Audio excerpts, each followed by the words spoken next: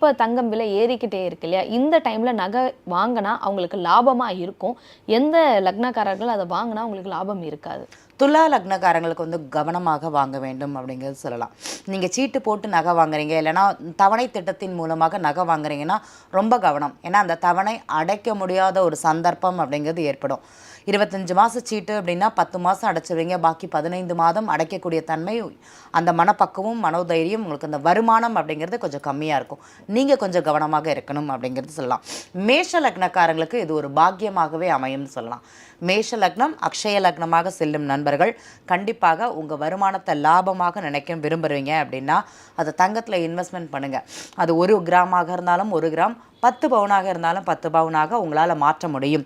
இல்லைனா மாதம் என்னால் 1 பவுன், அதாவது 1 கிராம் வாங்கி சேமிக்க முடியும் அப்படின்னாலுமே சேமித்து வையுங்கள். அது உங்களுக்கு ரொம்ப ஒரு பொருளாதார அமைப்பிற்கு வழிகாட்டியாக இருக்கும்.